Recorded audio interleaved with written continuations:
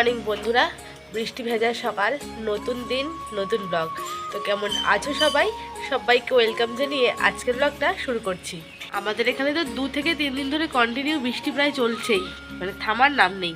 একটু থামছে, একটু পড়ছে। তো আজকেও যথারীতি সকালটা শুরু হয়েছে বৃষ্টি দিয়ে। আর এত সুন্দর ওয়েদার বলে জাস্ট বোঝাতে পারবো না, দারুণ। মানে ঘুম থেকে আর উঠতেও না আজকে অনেকটা দেরি হয়ে গেছে। অনেকটা বলতে কি অনেকটাই দেরি হয়ে গেছে। তো এত সুন্দর ওয়েদার, ঘুমটা যেন আর ভাঙছে না, এই জন্যই আর কি দেরি হয়ে গেল।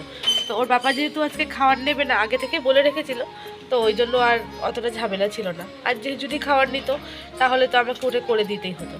তো যাই হোক, চলো সকালটা শুরু করি। এখন ঢুকে যাবো রান্নাঘরে, একটু চা করব, চা করেই দিনটা শুরু করব। আর তার সঙ্গে মেয়েকেও পড়তে বসাবো। বৃষ্টির জন্য 2-3 দিন হলো ম্যাডাম আসতে পারছেন না, তো পড়াটা না অনেকটা ডিউ হয়ে গেছে। তো এখন যদি না পড়াই, পরীক্ষার সময় গিয়ে আবার সমস্ত কিছু জমে যাবে। তো চলো পড়াতে বসি, তার সঙ্গে চা করি, তারপর সঙ্গে থাকো, পুরো ভিডিওটা দেখতে থাকো। আর স্কিপ কিন্তু কেউ করবে না। সে বললাম মেয়েকে নিয়ে পড়তে বসাতে। আর আজকে আমার আগে ও ঘুম থেকে উঠে গেছে। মানে বলে না, যেদিনকে স্কুল থাকে না, কিছু থাকে না, সকাল সকাল ঘুম থেকে উঠে যায়। আগের দিন বলে ঘুমোলো যে মা কালকে কিন্তু আমি অনেক বেলা অবধি ঘুমাবো। তো আমি ওঠার আগে আজকে উঠে গেছে। এই যে সকালবেলায় উঠে ব্রাশ টাশ করে চুলে আবার 2টো বেনি করেছে, ওর বাবা বেঁধে দিয়েছে 2টো বেনি। ভালো হয়েছে, ওই চুল খুলে পাগলির মতো ঘোরার থেকে বেনি করে থাকা ভালো। তো পড়াটা শুরু করি, চাটাও তার সঙ্গে করবো। তাহলে হ্যালো গাইস, গুড মর্নিং বলে দাও। Good morning. এত রাতি এত বড় আওয়াজ হলো না বৃষ্টি অতি, আমি বইফে ওইদিকে মাকে ওইদিকে দইয়ে তাকিয়ে। ধরলাম। এদিকে তাকাও। রাত্রি যে এটা বৃষ্টি থমকে উঠলো না এত ধরে, হ্যাঁ পূর্ণিমা বইফে মাকেই দইয়ে দইয়েছে। তোমরা কতটা কি বুঝতে পারলে জানি না, কিন্তু ও বলতে চাইছে যে ভোরবেলায় এত জোরে বিদ্যুৎ চমকিয়েছে, ও আমাকে জড়িয়ে ধরে ঘুমিয়েছে, এটাই ও বলতে চাইছে, তাই তো? অনেক বইফে যাও। অনেক ভয় পায়। আর এখনো আমাদের 2 মেয়ে ঘুম থেকে ওঠেনি, পাশের ঘরে ঘুমোচ্ছে। চলো। একদম টুটেও গেছে। একজন উঠে গেছে। হ্যাঁ, ও একদম দুনিয়া তাই ও একজন উঠে গেছে, মনে হয় যত সম্ভব মোবাইল দেখছে। তো ওই জন্যই কোনো আওয়াজ টাওয়াজ পাওয়া যাচ্ছে না। নাহলে ওরা উঠে গেলে আওয়াজ না পাওয়া যাবে এমন তো হতেই পারে না। তো চলো বকবকটা কম করে পড়তে বসে, তারপর তোমাদের সঙ্গে আবার দেখা হবে।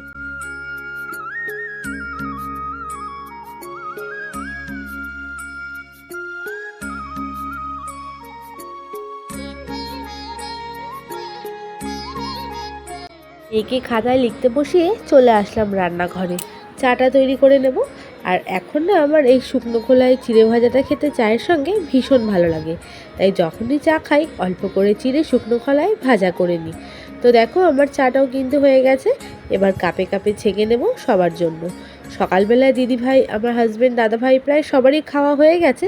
যেহেতু ঘুম থেকে উঠতে একটু দেরি হয়ে গেছে, তাই আমরা দুজনেই চা খাবো, আমি আর তিন্নি। তো এদিকে চা ঠাকে রান্নাও বসিয়ে দিয়েছি, ভাত করে নিচ্ছি। আর কড়াই বসিয়ে দিয়েছি, আলু পোস্ত রান্না হবে। আজ হবে বিউলির ডাল, আলু পোস্ত, আর তার সঙ্গে যা যা ভাজা হবে।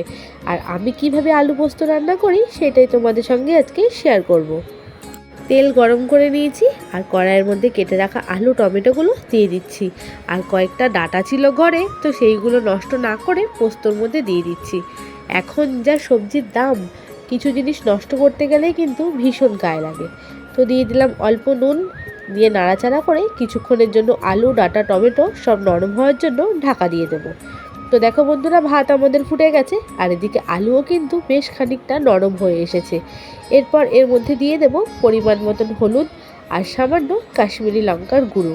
পোস্তটা একটু মিষ্টি মিষ্টি করবো, অতটা ঝাল দেব না, যেহেতু বাচ্চারাও সবাই খাবে, তাই জন্য। এবার আলু, লঙ্কা আর নুন দিয়ে ভালো করে কিছুক্ষণ নাড়াচাড়া করে নেব।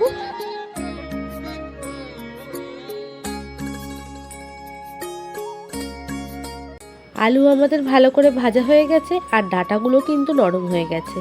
এবার বেটে রাখা পোস্তগুলো আলুর মধ্যে মিশিয়ে দেব। আলু আর পোস্ত দিয়ে বেশ কিছুক্ষণ নাড়াচাড়া করা হয়ে গেলে পোস্তর বাটির মধ্যেই অল্প জল দিয়ে সেইটাই দিয়ে দেব। এরপর কিছুক্ষণ ফুটে উঠলেই আমাদের পোস্ত কিন্তু একদম রেডি হয়ে যাবে। তো বন্ধুরা, তোমরা কিভাবে পোস্ত করো অবশ্যই জানিও। আর মেয়েকে সকালে আজকে টিফিনে আর রুটি খাওয়াবো না, ভাত খাওয়াবো। তো ও কাঁকরোল ভাজা খেতে ভীষণ ভালোবাসে। ঘরে ছিল, সেই গোল গোল করে কেটে নিলাম কাঁকরোল ভাজা আর ঘি দিয়ে মেয়েকে সকালে আজকে ভাত খাইয়ে দেব। মেয়ের তো পড়া হয়ে গেছে বেশ কিছুক্ষণ আগেই, ওকে স্নান করতেও পাঠিয়ে দিয়েছিলাম। স্নান টান করে এসেই সকালের খাবারটা ওকে খাইয়ে দেবো। এরপরে সারাদিনে কি খেলো না খেলো অতটা চিন্তা থাকবে না। তো গরম ভাত ধোয়া ওঠা দেখতেই পাচ্ছ। প্রথমে একটুখানি তুলে রাখলাম, মেয়েদেরকে হাঁড়ির প্রথম ভাত আমাদের বাড়িতে দেওয়া হয় না। তো এরপর ভাতের মধ্যে দিয়ে দেবো ঘি, ব্যাস ঘি, নুন, ভাত আর কাঁকরোল ভাজা দিয়ে সকালের খাবারটা মেয়েকে আজকে খাইয়ে দেবো।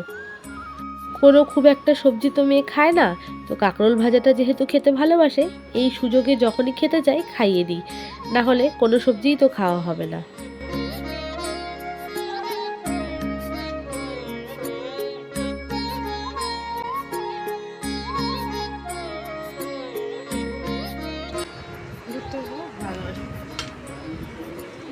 ঠিক আছে, চলো তাহলে ওকে খাইয়ে নিই, তারপর তোমাদের সঙ্গে আবার দেখা হচ্ছে। মেয়েকে খাওয়াতে খাওয়াতে এদিকে আমার আলু পোস্ত রান্না হয়ে গেছে। দিদিভাই কিন্তু কড়াই শুদ্ধই নামিয়ে রেখেছে। এরপর এটাকে অন্য পাত্রে ঢেলে কড়াইটাকে বার করে দেবো ধোয়ার জন্য। বেরিয়ে পড়লাম কম্পিউটার ক্লাসের জন্য। আর রান্নাবান্না যেটুকু হচ্ছে সমস্ত বাকিটা দিদিভাই করে নেবে, শুধু পোস্ত আর ভাজাভুজি এইসবই হচ্ছে। ডাল ঠালগুলো দিদিভাই করে নেবে, ও নিয়ে কোনো চিন্তা নেই। আর একটু আগে না আমাদের এই গেটের সামনে দিয়ে দেখাচ্ছি, এই যে এই সামনে দিয়ে না একটা সাপ গেল, দাঁড়ার সাপের বাচ্চা, এখনো আছে নাকি দেখি আশেপাশে। দরজাটা খুলেছি আর ওখান থেকে বেরিয়ে ফুট করে পালিয়ে গেল। এই বর্ষার দিনে এই একটা সমস্যা, সাপের সমস্যা। রাস্তায় বেরিয়ে এই জিনিসটার ভিডিও না করে কিন্তু পারলাম না বন্ধুরা। গাড়ির মধ্যে কসমেটিক্সের সাজানো এই দোকানগুলো রাস্তায় ফুটপাতে বসে, তো পৌরসভা থেকে এখন কিন্তু ওদেরকে তুলে দেওয়া হচ্ছে। তো সেই জন্য এই দোকানটাকে তুলে নিয়ে যাচ্ছে এখন থানায়। খুব কিন্তু খারাপ লাগে। বাড়িতে এসেই ঝটপট খাবার নিয়ে বসে পড়লাম। সকালবেলায় জল খাবারও খাওয়া হয়নি। আর আজ রান্না হয়েছে ভাত, মানকচু বাটা, উচ্ছে কুমড়ো ভাজা, এটা হচ্ছে আলু পোস্ত, বিউলির ডাল, তার সঙ্গে ছিল আলুর পকোড়া, বেগুন ভাজা আর ভাত।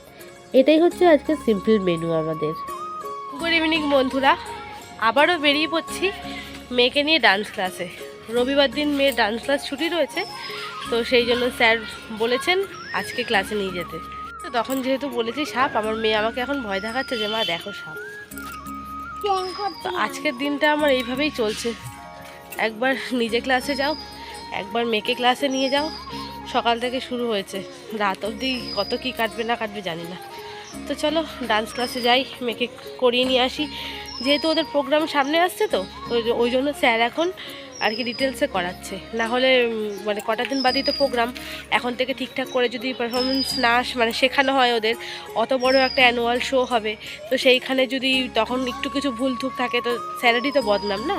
তো সেই জন্য এখন স্যার নিখুঁতভাবে করিয়ে দিতে চাইছে। তো চলো নিয়ে যাই ডান্স ক্লাসে। কি দেখছিস সেটা? চলবি এই গাড়িতে? চলবি? হ্যাঁ, ভয় পাস? আমার মেয়ের এখন ইচ্ছে হয়েছে এই রোড রোলারে চড়ার। চলি বাবা। কেন ভয় পাবে কেন? চলে আসলাম নাচের ক্লাসে। আর আজকে এসে দেখলাম যে আমাদের গার্জিয়ানদের সবাইকে কিন্তু ভেতরে বসতে দিয়েছে। স্যার যখন প্র্যাকটিস করান তখন কিন্তু আমাদের ভেতরে অ্যালাউ করে না। তো আজকে যেহেতু এক্সট্রা অন্যদিন করেছেন আর বাচ্চারাও কম এসেছে, তাই কিন্তু আমরা সবাই ভেতরে বসেছি। আর স্যার এখন সবাইকে লাইনে দাঁড় করিয়ে দিচ্ছে। আর দেখো আমরা কিন্তু ঘরের দুপাশ দিয়ে সব গার্জিয়ানরা বসে স্যার কিভাবে প্র্যাকটিস করাচ্ছেন সেইটাই দেখছি। আর বলে চুড়িয়া যে গানটা রয়েছে সেটা পারফরমেন্সের জন্য হাতে প্লেট নিয়ে করতে হবে।